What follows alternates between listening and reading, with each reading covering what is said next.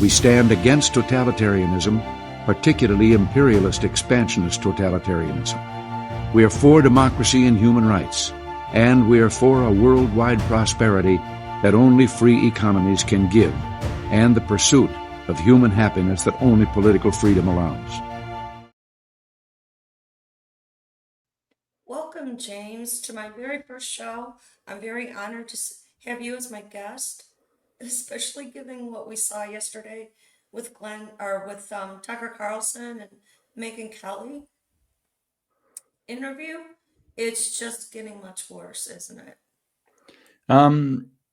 Yes and no. I mean, they're continuing to just go forward with their agenda, in this case, talking about how great Nick Fuentes is and so on. So they're getting worse, but people have noticed and people are seeing it, and it doesn't seem to go very positively for them. In fact, what you're seeing is them interviewing each other more and more frequently and fewer outside guests coming in. So they're getting worse, but I don't think the situation is getting worse. All right. Well, first of all, I want to introduce you to the audience for people that don't know who you are. James Lindsay has been on the culture war for many, many years. He published multiple research papers that were more or less just bogus, and they were published peer-reviewed, and that's where you got your start. From there, you opened Discourse. You're a founder of Discourse on YouTube, and I encourage everybody to go there and follow and listen. You go in much more detail as far as the woke right, how it relates back to Marxism, and how we're watching the horseshoe effect right now with media influencers, with people on the right, and there's a lot of division right now. I first want to get into, let's have some fun today. Let's look at both the division on the right and the division on the left. So I want to pull up a video of Senator Kennedy. He always amuses me here. And he has the pulse on the Senate. So hold on just a second. People who voted for President Biden thought they were getting the second coming of Bill Clinton, who by modern standards was a moderate Democrat. Instead, they got the second cousin of Bernie Sanders or Ocasio-Cortez. And that's who's in control of the party, and they're running things. Yeah, and what they got was an auto pen and a bunch of people in charge who they didn't vote for. And so, I was just going to say, this wing of the party, these people are crazy as bedbugs. They hate George Washington and Abraham Lincoln and Thomas Jefferson and Dr. Seuss. The socialist wing of the Democratic Party is extraordinarily well organized. They're very active on social media. They're very organized and active in terms of personal physical protests. And they're all over the Democratic senators like a bad rash, just all over them. And the Democratic senators are scared. They have a lot of money, don't they? And they have an enormous amount of money. We'll never know where they're getting all that money, but they do. Yeah. And I have many friends. Well, I get along with all of my colleagues in the Senate.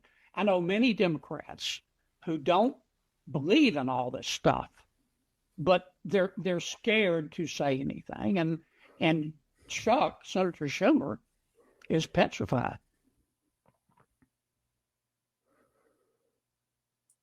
So what do you think with what Senator Kennedy said? No, I think that that's correct. I've heard that from Democrats themselves, not, sitting senators like Senator Kennedy has, but I've heard it from others. I've heard it from state representatives. I've heard it from Democratic operatives in different states that they don't believe a lot of the radical stuff, or they, are maybe inclined towards some of it, but they, generally don't agree. And they certainly don't agree with the extremism. They don't agree with this overwhelming commitment to the trans agenda, for example, as a very specific issue, but they don't have any options. If they step out of line, they know they're going to get primaried by somebody even more radical than they are. And that person will have an inordinate, unbelievable amount of money. There's a case that I know of, a situation that happened in Texas, in the Houston area, where, gosh, what's her name? Shawnee, I have to think of her last name. She was a Democratic state representative in Texas, and Sean Theory, not Shawnee, Sean Theory was her name. And she was a Democrat state representative, and she disagreed. She's a black woman too, just for, since they make race such a relevant thing. She disagreed on the trans issue and said that in the Texas State House, she was going to vote against whichever measure it was that she was going to vote against the party on whatever issue it was. And they told her, don't do it, don't do it, don't do it.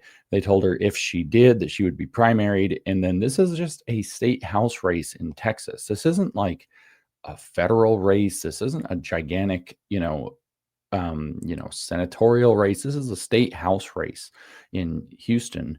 And they put up a primary opponent against her and raised over $750,000 to advance the case, the campaign of this primary contender. So in a primary race in Houston, Texas, they put $750,000 behind a more radical left person who wouldn't deviate from the party line. So it's well known, and I've heard this from many Democratic operatives and state representatives, that if you deviate from what the party line is on some issue, they will make sure that you get kicked out of office in the next election. You will get primaried. You'll get attacked by your colleagues, and they will put so much money behind it that you aren't, just like what Senator Kennedy said, you won't know where it came from. So they're terrified. They're somehow held hostage by a very, very well-funded, very radical socialist and even Marxist wing of the party. And so there's a concern there among moderate Democrats that they still exist. They just don't talk. They don't put their head up. They don't dare. There's a big concern that they have no way to control the future of their party and that they have no other options. And so what he said is spot on. It's absolutely the case. Yeah, we watched what happened in New York with Mondani, and they were extremely well organized. 50,000 people on the ground. And then I was following the DSA last year, and in many cities, they supported and ran multiple DSA candidates and won. Minnesota is one of them. Washington, the whole West Coast. I mean, it's just all over the place. So my question to you on the left in this division, how do you see that impacting the midterms? Do you think they're going to be successful, or are people waking up finally? And it will be a benefit to the Republicans? I don't know that people are waking up. It's a very complicated time in terms of making these kinds of predictions, because we have Trump in office, and typically the sitting president does not do very well in the midterms. His opposition party does better than it did in his election year. And so that's not good. They're mobilizing very strongly around Trump. Trump becomes a unifying enemy that the Democrats have been able to rally around very consistently now since 2015 and 16.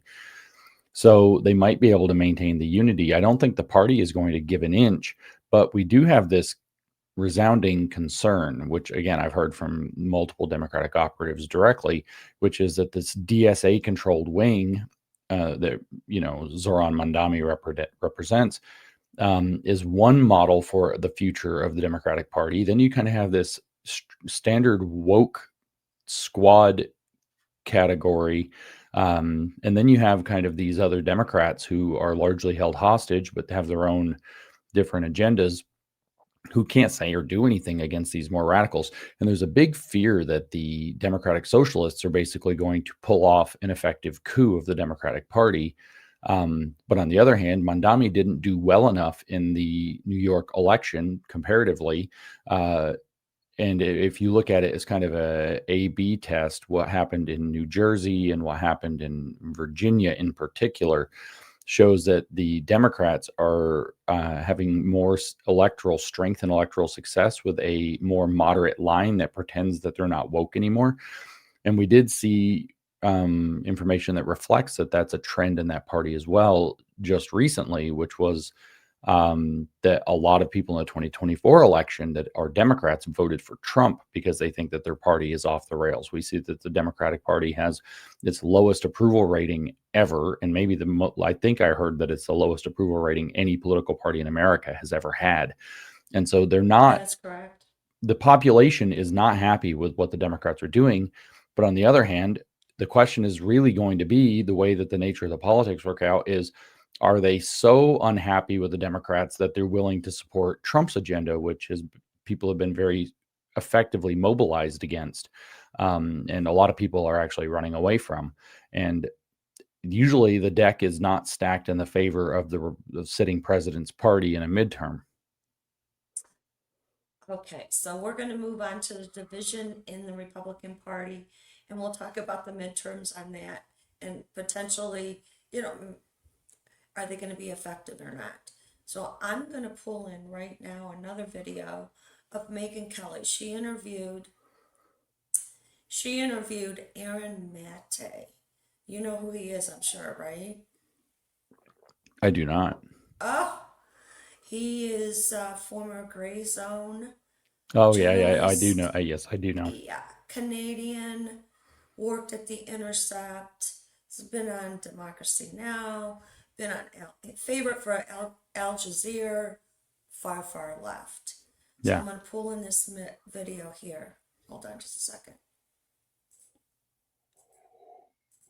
I think I speak for a lot of moms and dads for that matter when I say I'm staying in yellow territory until we know more. And I will not be joining the Fox News cheerleading brigade this time. I've been burned too many times. So that's why we're beginning the show with Aaron Maté. He's an independent journalist. He's co-host of the Useful Idiots podcast. And he was one of the journalists who challenged the allegations of collusion by President Trump and the Russian government back in 2016. He knew that was bullshit before most did, even though he called a spade back at the time. Aaron, again, is not supportive of the Trump administration's actions this weekend. He says it was nothing short of a kidnapping of Maduro, and he's back to offer that piece of the analysis for us. So she had him on Monday. I called Glenn Greenwald on Sunday that she was going to bring him on. She didn't until Tuesday, so it was almost correct. What we're seeing right now with her and Tucker yesterday is that division on the right. And we're not seeing people like Vance and other people in the Trump administration calling the shenanigans out that's going on right now. That's really dividing the party. In fact, her and Tucker inferred that we are the ones that are dividing the party. What are your thoughts? And that's their standard trick. And I think this is exactly right. What you see is her, aligning with the left to counter signal against President Trump. And one of President Trump's most decisive and successful operations or maneuvers that he's had in his we're still in the first 1 year of office, believe it or not. And so this is one of his most successful things. As a matter of fact, I think it might play out successfully enough to save the Republican Party a lot of trouble in the midterms, because it may end up being so decisively positive for the world. It could bounce other ways, but what happened in Venezuela could be so decisively positive for what happens in the world, especially with what's going on in Iran right now, that it might actually reset the table and kind of take the heat off of this culture war side of what the Republicans are doing and put it back on what the actual practical agenda is. But what you see from whether it's Megyn Kelly here or Tucker Carlson, not only is she interviewing a leftist, not only is she, very frequently finding cause to agree with leftists, not only are she and Tucker Carlson in a recent interview agreeing that Nick Fuentes is smart and worth looking into, and kind of basically doing the same thing the left does with its inclusion. We're going to include radical voices. And so now we have to include Nick Fuentes' radical marginalized voice. We see all this it's a strong counter signal to what the president is doing and what the Republican Party is trying to do. So I think it's absolutely correct that they have been trying to take the party down a primrose path. And in the moment when Republicans and conservatives more widely noticed that they were being taken down this road and said, we don't want to go this way, they turned around and pointed their finger and said, everybody but us is being divisive, where they are actually the ones causing the problems, who have been causing the problems all along. And this is a kind of a standard, it's a standard trick in the literature of psychological abuse, narcissistic abuse. You have this concept called DARVO, DARVO. It's an acronym, and it stands for deny, attack, reverse the roles of victim and offender. So rather than accept the accusation of their own wrongdoing, they deny it and they immediately attack the other side. So that's deny and attack. And then they make it out that they're somehow the victim. We're not being divisive. We're just trying to be productive. You're being divisive and you're trying to cancel us, and you don't want free speech, and you don't want this, and you don't want that, and you're trying to gatekeep, and so on. This is the kind of narrative that we've heard, and it's kind of consumed the conversation on the political right, broadly speaking, or the conservative side of the aisle since sometime near the end of the summer this past year. And so now we're at this point where a lot of people have started to realize this division is not going to help us win the midterm. The narratives that side is pushing are counter signaling the president and his agenda. They are counter signaling what the MAGA movement and the conservative movement, as two kind of parallel objects, want to achieve in the world. They are going against our principles, and they're causing people to fight. Do we agree with Tucker? Do we not? Do we agree with Megyn, or do we not? Do we support them? Do we support Candace Owens? Do we support whoever it happens to be? Or do we do something different? And this has been kind of all-consuming, very negative, very damaging to the entire conservative movement, and thus the Republican Party's prospects in the coming midterms. And you're right, a lot of the things, they're acting like this is just a matter of political difference and we should get along. It's a difference in belief about policy, but it's not. We're talking about profound moral differences about how we're going to interact with identity politics, how we're going to interact with the idea of whether the future of America is aligned with its constitution or something different, whether we're going to adopt socialistic models that are rooted in right-wing visions like the family and the nation, rather than socialistic models that are rooted in leftist goals like egalitarianism. We have a lot of very profound questions. And then when you add in the question of people like Nick Fuentes, you're throwing racism, you're throwing sexism, you're throwing the outright hatred of women, of immigrants, of gays, of racial minorities, and then mostly, of course, of Jews on the table, to the point where you have Nick Fuentes, of course, outright calling the vice president a disgusting pig and other things, and insulting his wife and family and children. And meanwhile, you have Tucker Carlson and Megyn Kelly sitting there very politely talking to one another as though this is a perfectly normal thing to have in our political coalition. And you have, one step removed, J.D. Vance saying he's not going to cut ties. He merely has these minor differences with Tucker Carlson. They're not substantive. And defending a lot of this. Now, he did, of course, come out very late and say a couple of things about Nick Fuentes. Just kind of at the very end of December, but people noticed for months and months and months, he just let this go. People were asking him to comment. He wasn't commenting. He's defending Tucker Carlson, who's supporting and promoting Nick Fuentes and his brand. And then, of course, we see this with Tucker and Megyn talking. You didn't play that clip, but that was everywhere yesterday when we're recording this. And so it's like, something's going on, right? And my hypothesis about what's going on with this is that you have this kind of like cascade of plausible deniability, where you have the very radical figure of Nick Fuentes putting forth very radical propositions about race and sex and sexuality and Jews, and very unpleasant stuff that no mainstream politician wants to be attached to. And then you have a character like Tucker Carlson and Megyn Kelly that are like, well, he's okay. He does not everything he says, but he's an interesting character. He represents a lot of people's views. We have to take him seriously. We can't just discount him. A lot of the stuff he says is a good comment, even if everything isn't, and some of the stuff goes too far. And then you have one step further back, you have the vice president, whether it's him or you have Matt Walsh, or you have a lot of these other major podcasters that are saying, nothing particularly about Fuentes, or they'll say something distancing of Fuentes individually, but then they'll say, well, Tucker Carlson is fantastic and we shouldn't be in the business of cutting people out. We're supposed to have unity, blah, blah, blah. And so what you have is this kind of... I think this is a good time. I have two clips. Okay. I'll play the Megyn after I play this one. This is JD Vance at TP USA and saying we're not gonna install a purity test. Is that none of us here should be doing something after Charlie's death that he himself refused to do in life. He invited all of us here.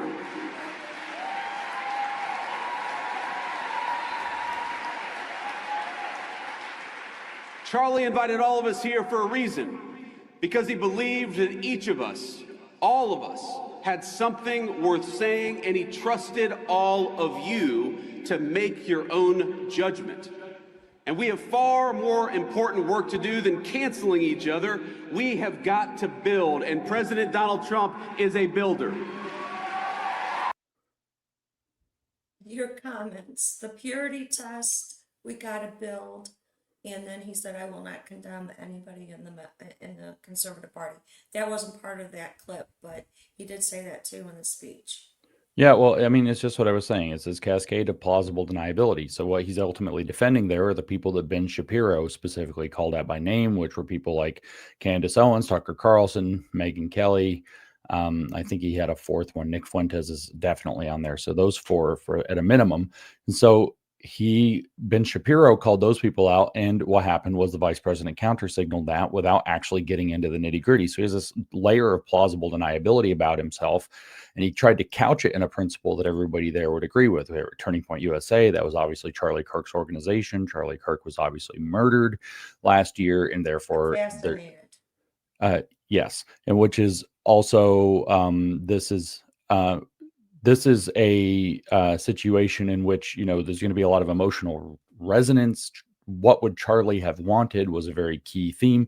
So the vice president appeals to that. He says, we were not going to do anything, he says, after Charlie's death that he wouldn't have done in life. He invited all of us. And frankly, let me just be totally real. Let me use Megyn Kelly's word. That's bullshit. Charlie Kirk canceled me. He stopped bringing me. He didn't trust the audience to discern what I had to say for years. You too?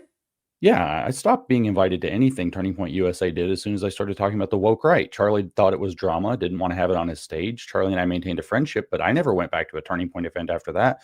Not one invitation. So I don't actually want to hear this crap. Megyn Kelly didn't invite you on her show.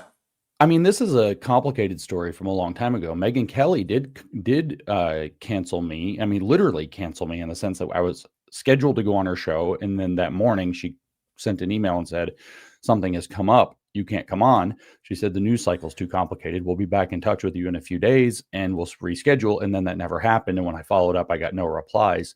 But what had happened in the context of that was that I had said something in the very end of January, very beginning of February of 2021. The scheduled interview with Megyn Kelly was February 11th, 2021. So it was about a week after, or a week and a half after this thing that I'd said. It got me accused of being anti-Semitic because I'd pointed out the noticers, the so-called people who notice the Jews are allegedly doing everything. And I said there was rising anti-Semitism following that pattern. I get accused of doing something anti-Semitic by pointing this out. Maybe my wording wasn't adequate. I don't know. And because there was this mystique about me being an anti-Semite, Megyn Kelly canceled my appearance on her show that week. Or that following week, and then just never rescheduled. And I became kind of anathema to, all the cool kids club at that point.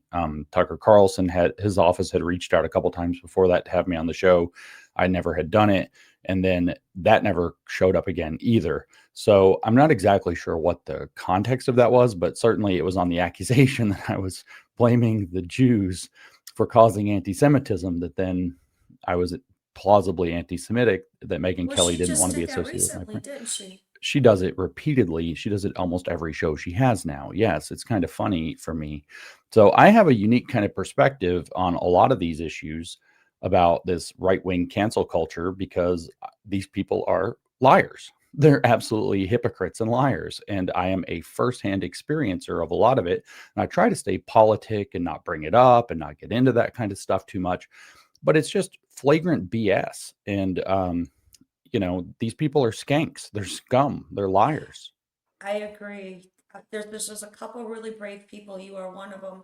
Dana Lash is wonderful. I don't know if you watch her show or not, but she calls them digital media Prostitutes. WHOREs. Yeah, I do too. That's my favorite word for them. People ask me, what do you think's going on with them? And I say they're prostitutes. Not in the literal sense that we mean the word, but in the sense that they're willing to sell themselves for whatever narrative, for whatever advertiser, for whatever their funding source is, or whatever the power broker source is. I don't know what they think they're getting out of it. I don't know what they're promised. I don't know what they've agreed to, but there's something that translates into they get some advantage and they'll say what they're supposed to say in return. Media prostitutes. I thought it was quite interesting. The Tuesday before she started her tour, her national tour, she syndicated on Sirius XM, I think it is, the radio station. So I think you're accurate in that regard, as far as it's all about clicks, opportunist, how much and how big of an audience can I get, and how can I financially benefit? I don't know. I can't read minds, but that's what it appears to be. But yeah, so the rest of what the vice president said, he's hiding behind, what President Trump said we're going to build, which means we all have to work and build together. And anybody who's taking time like Ben Shapiro did, or like I have done, or whatever, to say, actually some of this stuff like Nick Fuentes and his association and the crazy stuff Tucker's doing and the absurd attacks that Candace Owens has leveled against Turning Point USA and Erica Kirk and literally everything else she can put her fingerprints on, you name it, she's probably blamed them for something. That all of that is just, we're just supposed to pretend that's not like a big deal. That's part of that. Ronald Reagan famously said, if we agree 80%, we're not enemies 20%, right? And so that's supposed to be in that kind of stuff is supposed to be in the 20% that we just ignore. Like Candace Owens literally trying to get Erica Kirk wrapped up in a claim that she was participatory in Charlie's murder, her husband's murder. Like, what the heck? We're just supposed to ignore this? No, I don't think so. Why? Because she said she has valid points. We can question whether or not Megyn Kelly, we can question whether or not Israel had any involvement in it. Yeah, this is, I'm as anybody that knows who I am knows, I'm eyeballs deep in communist stuff. I've been tracking communist stuff for over a decade. I've been reading communist stuff for over a decade. I've been studying communist tactics for over a decade. This is a standard communist line. I don't know that Megyn Kelly's communist, but this is a tactic. And I know that we have characters like Jack Posobiec that had run around. He's ostensibly on the right. He runs around saying communism or Marxism is just a bunch of tactics, and we can pick up the tactics. We don't have to pick up the ideology. It's not an ideology, he said. It's tactics. Well, this tactic is appealing to your audience's set of values in order to manipulate them. It's like when communists appeal to Christian values, for example, and say we should have an open border because the guy across the border is your neighbor and Jesus said, love your neighbor. That's appealing to your values in order to manipulate you. And the idea is to catch you to where you understand your value, you resonate with your value, you hear the articulation of your value, and then it's attached to a political objective you don't agree with, put you into a state of cognitive dissonance and make you lose. So now Megyn Kelly, Tucker Carlson does this constantly. Of course, Candace does too, with the just asking questions motif is, well, we're interested in free inquiry. We're interested in getting to the truth. We're going to get to the bottom of it. And the only way we can get to the truth is by asking every question, overturning every stone, entertaining every serious concern. And so that appeals to this value of open inquiry, free speech, and so on. But that's not actually what they're doing. What they're doing is they're forwarding suggestions through the questions they're raising and then elevating the priority of the conclusions they want people to draw by saying there's some weird reason you're not allowed to talk about this. Tucker did this the other day, and maybe one of the most ridiculous examples. He lost a lot of people with this. He said that the reason that Trump really went in to capture Maduro and maybe liberate Venezuela, the main reason is, in fact, or one of the main reasons, he says, is to establish gay marriage in Venezuela, which literally nobody would have suspected this as the primary cause. And then all of a sudden he says, nobody talks about this, but as though saying that people don't talk about it makes it more likely to be true. What he's doing is he's forwarding and prioritizing the concept that there was some ulterior motive, that some, left-wing political project that was actually behind that. So it was an illegitimate maneuver. This is the same thing when Megyn Kelly says, well, we have to be allowed to ask these questions. What she's actually doing is saying your values are values of free inquiry and truth pursuit, and therefore you have to be able to entertain us asking endless bad faith questions that forward assumptions about what the conclusions or the answers to those questions are that don't have any evidence to back them up and that are salacious or accusatory or whatever. In this case, it's just what we would call the Israel question or an updated Jewish question that they're trying to hide behind free inquiry. And so I don't fall for these things. A lot of people do, but fewer now than in the past. But this is just straight Marxist style tactics to advance a radical agenda. Deflection, because they don't look over here at me.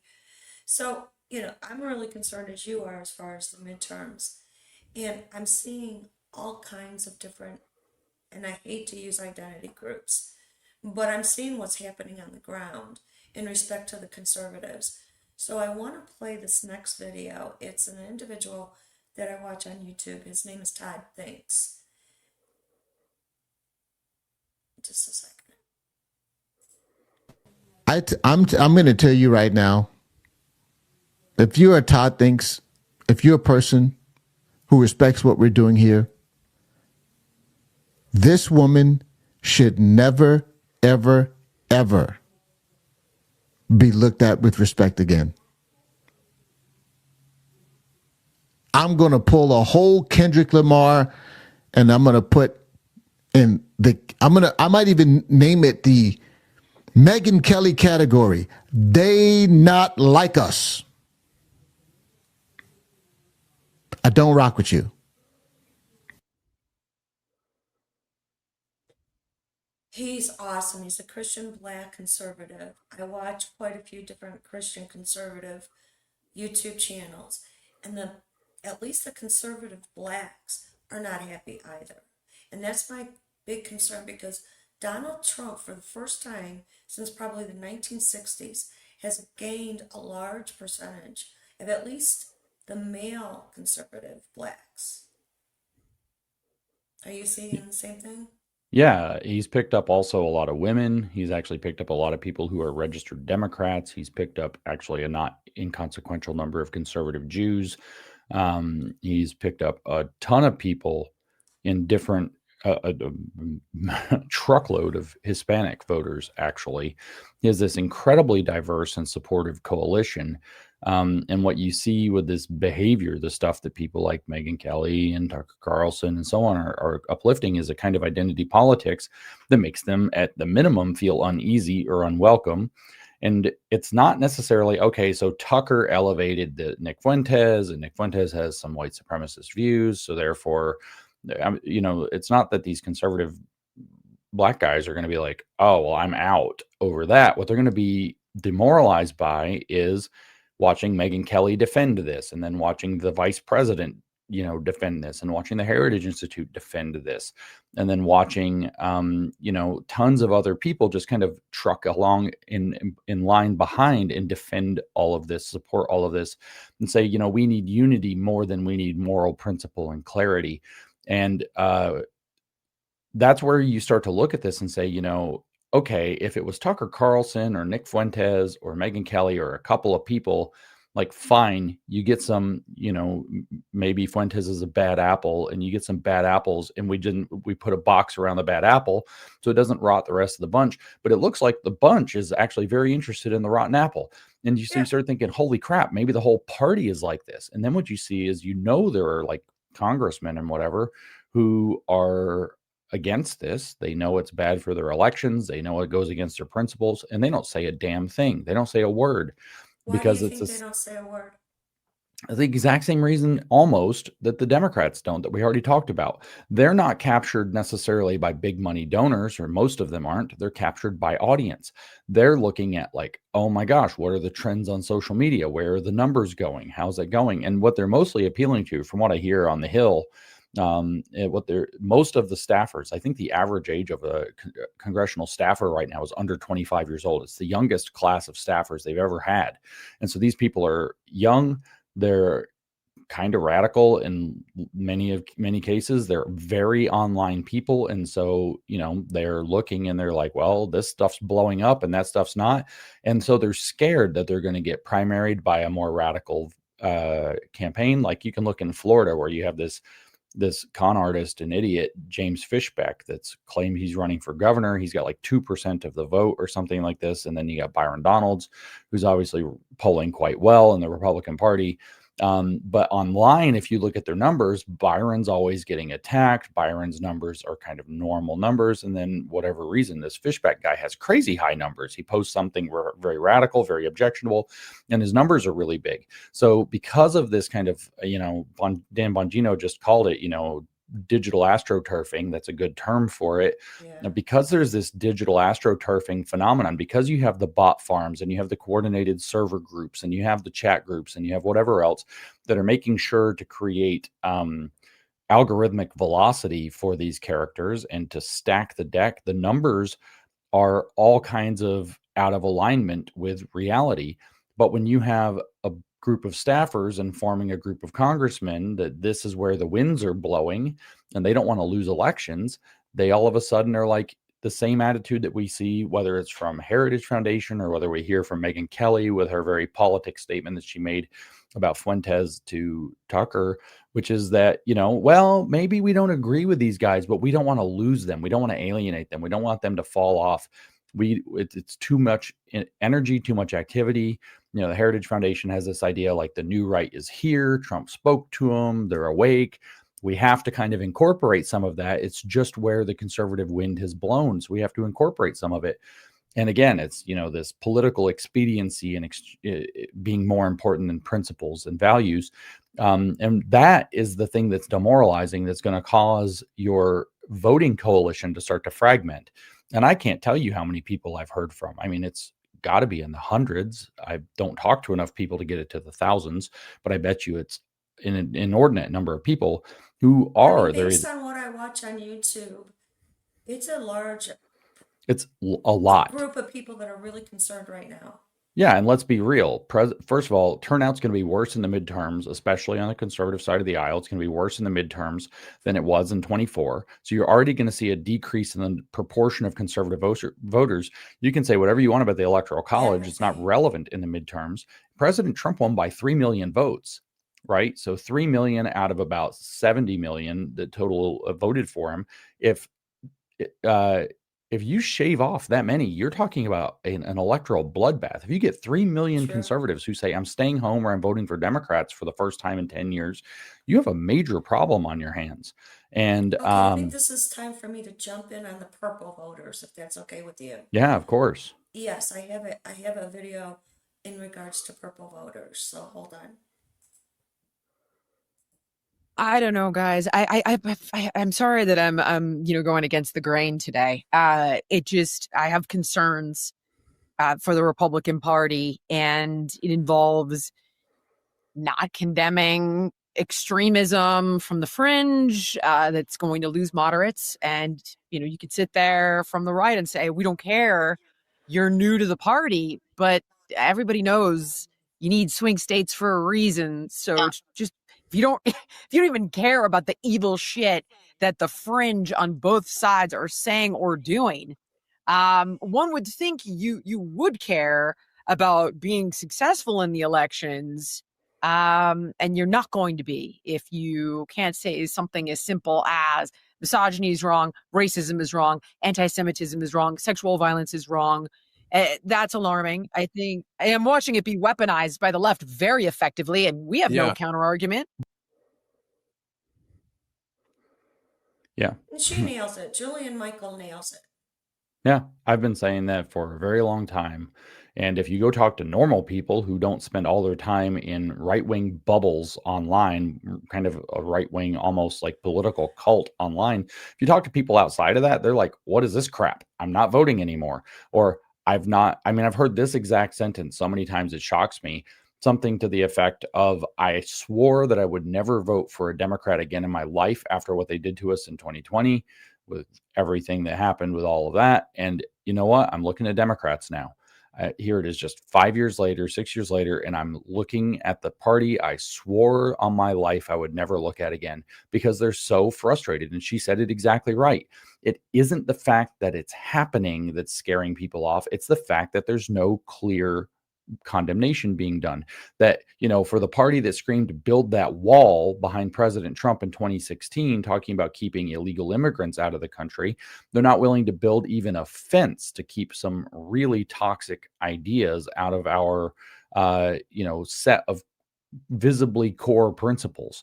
And all of a sudden, for political expediency, and because it's the wind and the energy that where things are moving and whatever other agendas are going on, now we can't criticize, like she said, misogyny, promoting sexual violence. I mean, for goodness sakes. And racism, sexism, anti-Semitism. You can't put up some fences around this stuff. And it's the lack of being willing to put up that fence that causes people to lose faith in you. And I'm just hearing you talk about the purple voters, these moderate voters. For every one of my guess would be, very honestly, for every one of these little radical right edgelords that you keep as though they're not already going to vote Republican probably anyway, if they were going to vote, for everyone you're able to keep from going to the Democrats, you're going to lose 100 normal, what you call purple voters or swing voters. They're just going to flee in droves. And like I said, Trump won by 3 million votes in a little more than 3 million votes in 2024. That's just a few percentage. You shave off a few percent, 5%, just 5% of the people who voted for President Trump in 2024. A lot of presidential elections went by like less than 1%. That's right. You're talking about very narrow margins being able to make very big differences in the makeup of the bodies of Congress. And so this is so blatantly foolish. There's, kind of competing hypotheses for why this is happening. One is that, the right finally got power and they decided they were going to try to ram everything through that they could possibly think of. And they just got out of control and lost their minds a little bit. One's audience capture. I can't even go to either of those hypotheses. My hypothesis is that this has to be a deliberate move led by at least a handful of people who are in on the know, who are trying to cause the Republicans to lose the midterm elections from within the Republican camp. I mean, actually paid saboteurs. And why do you think? What is their agenda? I think their agenda is, if we listen to Nick Fuentes, for example, let's suppose he's such a character. I don't know if he's paid or not, but let's suppose he's such a character that his agenda is to sabotage the midterms for President Trump and for the Republican Party. Okay, what has he actually said? We don't have to speculate. We can actually just look at what he's actually said. What he said is that, and some of the other post-liberal right guys have said this, is that what we need to do is we need to make sure that the Democrats get back in control so that it radicalizes Republicans so they will vote for a true right-wing dictator figure later, either in 2028 or in 2032. So the idea is to take us back to democratic governance, which they anticipate will be every bit as bad or worse than the Biden administration, than the Obama administrations. And then they're going to turn around and use that to radicalize the right-wing base to vote for somebody even more radical than President Trump and even more radical than J.D. Vance. They've said explicitly that this is a plan that some of them have. I don't know that Tucker Carlson has said explicitly that this is his plan, but Tucker Carlson is a paleo-conservative, among whatever else his allegiances are. He wants a much more radical paleo-conservative right-wing party in the United States and sees that MAGA stole the thunder of that. This is one of the reasons he doesn't like President Trump. President Trump is too moderate. President Trump is too he's pretty mainstream. much down the middle.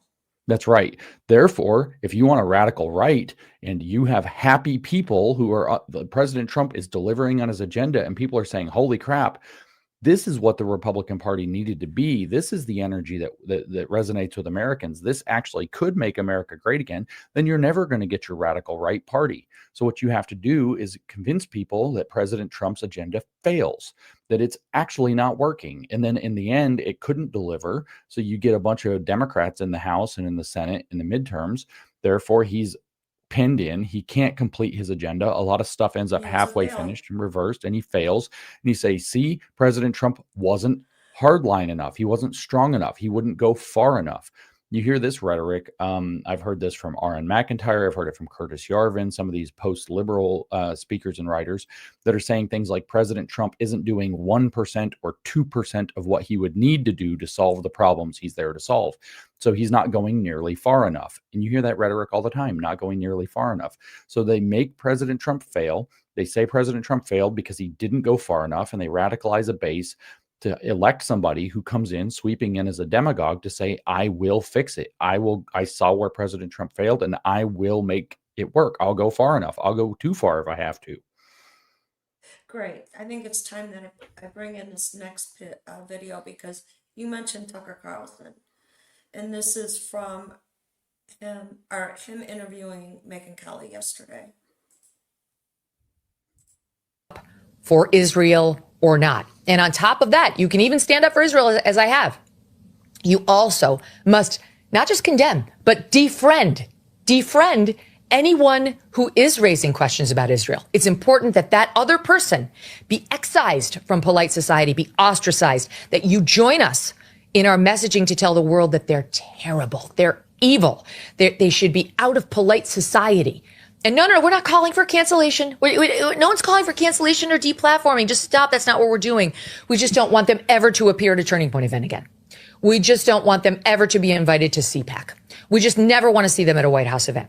We just never want ever to see them platformed on your show, which is independent in the digital lane. Absolutely not.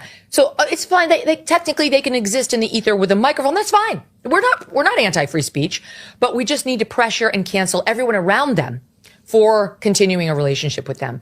And it's absolutely disgusting. I heard you say this not long ago, and I completely related. I'd rather die than do that. And now that they've made that the stakes of my so-called friendships with them, I really won't do it. Now, I don't care what anybody says. Like, I'll never do it now. Even if I have actual disagreements that I otherwise would raise, hell no, because I'm not raising the fist and saying BLM at the table, and I'm not bending the knee to these bullies who think they can control me. That was quite striking. We talked about that earlier, the Darbo effect. Yeah, these people did exactly everything that she said they've done to me. So, like, I'm like, whatever. That's exactly what you people do.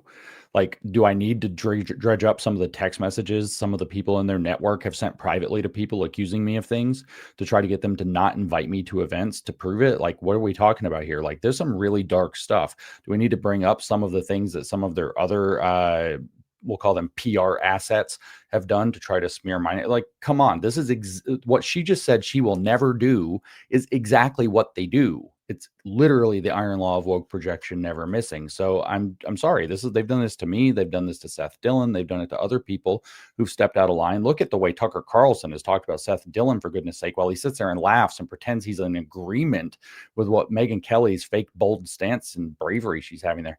It's sickening to watch this. This is just absolutely upside down world. They're doing like, they're appealing to people's revulsion of cancel culture from 2020 and before to do it in reverse with the old saying, they cry out in pain as they strike you, which was, by the way, actually an anti-Semitic trope originally. This is what the Muslims projected onto the Jews and said that Jews cry out in pain as they strike you. But everybody knows that it was literally just projection, and it's the same thing. It's exactly the same thing that they're doing here. So, I mean, Megyn Kelly can get all passionate on TV. She's a fine actress. Tucker Carlson is not as good of an actor, and he can be on TV and pretend that this is like this thing, but this is exactly what they do to people they don't like. And then they're going to say, I won't do it. I won't participate in it. It's like, you are the avatar of participating in it. Don't give me this crap. With woke actors, it's always the same. It is that the power structure exists in their mind to reward their friends and punish their enemies. So what they mean is the people that are in their network, they will never do anything of that kind to, but they will do it to anybody that they perceive as an enemy to their network. And that's exactly the way that they work. Whereas what they're actually up against is people saying, holy crap, could we just have some basic principles? Like maybe the guy who makes a video of himself, not once, not twice, but many times, saying things like that Hitler was really cool. Maybe he's just like not part of our movement. And then they appeal to like the turning point stage. Well, guess what? Charlie Kirk not only didn't let Nick Fuentes on a turning point stage, he didn't let Nick Fuentes or any of Nick Fuentes's people come to turning point events at all. And when even Dinesh D'Souza in good faith tried to debate Nick Fuentes to expose him for what he is, Charlie Kirk, Ned's now publicly known, texted Dinesh and said that Nick is vermin, and that Dinesh had made a major tactical error by engaging with Fuentes at all, and elevated his profile and legitimized him, even for all the damage that he did in winning the debate. Yeah, I have an old video of Charlie Kirk. I didn't upload it though. Maybe I can while we're talking, of Charlie Kirk in 2019 in Israel, talking about we have no room in this party for anti-Semites. We just don't have any room. And we're not seeing that right now. We're not seeing strong people that matter within the administration, like you said. We do have I'm telling you, it's a twisted version of the inclusion narrative that the left had. They made it all like pitiful and all this. Megyn's making it out like it's brave, but it's, we can't alienate this group. We have to include this group. But this group, if we get down into technical language, has counter-hegemonic views. They don't represent what the Republican Party has. They don't represent MAGA or Trump. They don't represent the conservative movement at all. They openly say they're not conservative, that they're radical right wing, and it's something completely different. But what we see from Megyn and Tucker and so on is we have to invite them in. They have to feel included. They have to be welcomed. We don't have to put them on every stage, but they have to have access to things like turning point stages and so on, or else we're not being fair and we're engaging in cancel culture ourselves. And it's like, no, come on. Especially as somebody who lived this personally, I'm just like, come on. Like I can't roll my eyes. If I roll my eyes any harder, I'm going to be checking out my own butt. I'm sorry. Go ahead. No, this is the whole statement. It says I can't countenance the fact that what I'm watching is straight up Darvo, the deny, attack, reverse roles of victim and offender, weaponized against the conservative movement, playing off the fact that these people like Tucker, people like Megyn have meant a lot. People like Candace have meant a lot to a lot of people in the party. They've stood up in the past. It felt like they were saying brave truths that nobody would say. Tucker on his show on Fox was the voice of like sanity. He was the one guy on real television saying some of the stuff that we all knew, that we could all see. And he brought a lot of people a sense of sanity and comfort. These people mean a lot to a lot of us in the movement. And now for them to do this is this kind of weird betrayal that makes it hard for people to see and to accept that somebody that's meant so much to them would suddenly just switch course. But this is the sad reality of what we're dealing with now. Okay, so I'm going to ask you two more questions before we end today. What did we not cover that you would like to cover? I mean, it's maybe worth talking very briefly. I don't know about what we see happening in Minnesota. Obviously, we have an ICE agent has it felt as though his life was threatened by a woman in a car who was obstructing traffic in order to interfere with the ICE operation there in Minnesota. And so they get out of their car. They try to arrest the ICE vehicle. They go try to get the woman to come out of her car. I don't know if they were going to arrest her. I don't know what law enforcement purposes they had. I'm sure they were legitimate. One of the three ICE officers was standing in front of the woman's car for whatever reason. Once they grabbed the door handle to try to get her to come out of the car, she decides to back up, get a little bit of room, and gun it. It appears to me that she was turning the wheel while she was stepping on the gas in an attempt just to get out of there. If I was going to guess at her motivations, they did not include to strike the officer that was in front of her. But I assume that she also did not care whether she struck that officer because she hit the gas before she turned the wheel. She didn't blow her horn. She didn't try to clear the area. She just gunned it. And he's standing in front of the car, admittedly, near the edge, near the left front corner of the car. He's kind of sidestepping, but he's seeing this woman suddenly gas it with him standing right in front. He's already been, it turns out 6 months ago, as an ICE agent doing his duty, he ends up getting hit by a similar protester and dragged and ends up getting stitches and lots of injuries and in the hospital and so on. So he doesn't hesitate. As soon as you can see on the video that the woman hits the gas and the wheels start to spin, you can hear the engine rev. If you're watching the video's from behind the vehicle. You can see the puff of exhaust come out of the back. And then he draws his sidearm, shoots through the windshield, strikes her as the vehicle goes by, shoots in again. I don't know how many shots he fired for sure. I've seen both 2 and 4 as the numbers given. I don't know. But anyway, she ends up dying, crashes the car, and now it's ICE Floyd. So now it's this horrible ICE agent, allegedly kills this woman. They're all saying in cold blood. To me, like, just watching the scene, I know what the word cold blood means. That phrase has a meaning. It looked very much like hot blood. It looked like a very impassionate, impulsive, momentary scene, which would be hot blood, so to speak. And so anyway, I think that what the reaction to this that we're seeing in the news is extremely relevant. We're watching the entire kind of George Floyd apparatus roll out again in defense. That's what my concern is. Yeah, in defense of what's happened. We've watched these highly coordinated protests appear in almost every left-leaning city. We've seen Governor Walz in Minnesota call upon the other cities to have protests and stand in solidarity and to carry on, in a generally communist manner. We've also seen him say that he's at war with Minnesota's at war with the federal government. We see him say openly that he will deploy the National Guard against federal law enforcement and ICE if necessary, and has prepped them as such, which is a direct violation of his authority and the Constitution. And so he's literally stepping into insurrection and sedition territory. This is the kind of stuff that we did see during the Civil War with the southern states. And I don't know if that puts him in kind of that same category. Some people are saying so, that he's trying to spark a civil war. But we're watching the whole rhetoric go again. We're watching the whole thing happen. And the backdrop that people aren't really talking enough about, in my opinion, is that they've been escalating this literally since Trump took office and before, that ICE is the problem. ICE is a bunch of thugs. ICE is the Gestapo. They're saying all these kinds of things and ratcheting it up so that you end up with, I don't know what that woman's real full story is, but we can be very circumspect about it and just say, okay, so she was a radicalized mother or whatever and decided to go obstruct law enforcement, which nobody should be doing, because of the conditions that these Democratic politicians and the media apparatchiks have produced.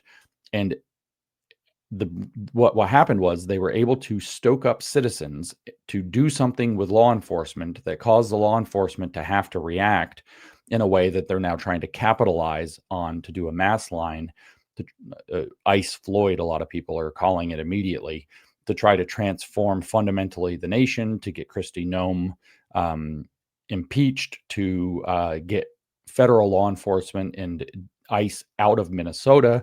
And of course, at the bottom, why is ICE there aside from regular operations? Well, we've just had the expose of this gigantic Somali so-called daycare fraud, billions, unbelievable billions of dollars of fraud of not just state, but also federal funds flowing through the state, with it looking an awful lot like the state government might have been involved in some cover-up of this or some participation in this. Whether that even includes electoral fraud is an open question that they were benefiting from. And so now there's this huge scandal. So ICE is there on the spot and on the scene, basically dealing with the fact. Because now you have Minnesota residents who've been massively defrauded by Somalians, many of whom are illegal, that are literally defrauding the system and them and their state. And the state government is being defrauded by these people. And they're encouraging the interfering with the ICE operations that are there. It's so upside down backwards logic that it's almost impossible to get your head around. You have a group of people who are illegal aliens who are not just there illegally, but stealing from you.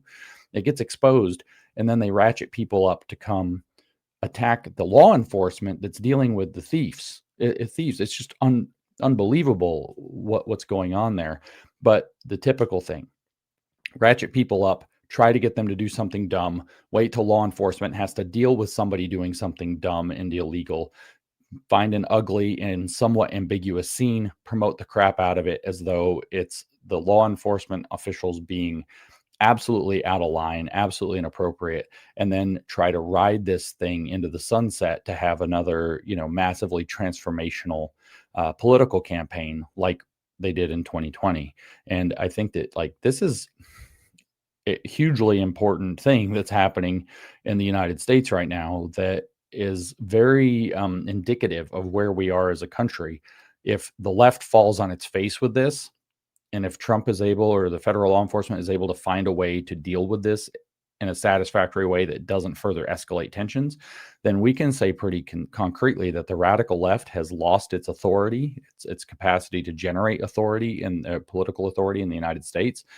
And we're in a different paradigm. But if they can generate that kind of 2020 momentum for their side again, then we're kind of an Ice Floyd successful operation. Then we realize that the left is a much more dangerous phenomenon than we've taken for granted for the last especially 12 months or so. True. The good news is that the DOJ is investigating all these radical woke organizations and the foreign funding potentially, but that can't come soon enough.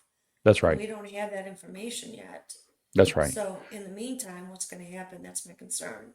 Right. And what you can actually see then is that all of this drama get the federal law enforcement out of Minnesota actually looks like it has a legitimate cause, but it actually works out to be impeding and obstructing a federal investigation into this fraud and the other problems there. So this is a very important issue that people need to try to get informed on and try to be as clear on as possible. So my last question before we end today, through the conversation you talked about, you talk to people on the Hill, and they see what's going on, not only on the left, but on the right. So as average citizens, you, me, you're not average, but what can we do in regards to the division within the Republican Party? I mean, the midterms are everything. God knows what they're going to do if they get majority in both houses. Yeah, I think it's absolutely incumbent on us to keep speaking up and speaking clearly that we're going to be on the Republican Party is going to take a stand for principle, not power. Yes, we have to be able to hold offices. Yes, we have to be able to do things. No, we shouldn't want to lose elections. But that if we lose our principled core, that the success of our party in 2024, or of the Republican Party in 2024, was down to the fact that what you had was a totally insane party, and then a party that seemed to be speaking about truth, about justice, about fairness, about reality, and not just pushing a radical ideological agenda. And so what we need to be doing is saying, look, being sane is what won that election, and being sane is what's going to win future elections. And so we don't have to go along with this crazy stuff. What's happened, in my opinion, in the last couple of months in particular, as somebody who's been fighting against the radical right pretty clearly for a long time now, many years, not just since 2024. I've actually been doing this for many years. What I can say now is that the experience and the circumstance is completely different, because now when I go on social media on the average day, it used to be 6 months ago, go back to like Easter, so 8 months ago, go online, you'd see this radical right stuff. It has crazy good numbers. If anybody criticized it, they got blown out, they got attacked, everybody swarmed on them. There were maybe a couple dozen people speaking up, and they were just getting run through the ringer every day. And now I go on there, and there are tons of people speaking out against this, being very clear, kind of Candace Owens going way too far in the past few months, broke open the dam. And now people are saying, you know what, no, enough is enough. We're not going to talk like this. I see criticism of these people all the time. I see demands that we stand for principle, that we stand for truth, that we don't prioritize power over principle and truth.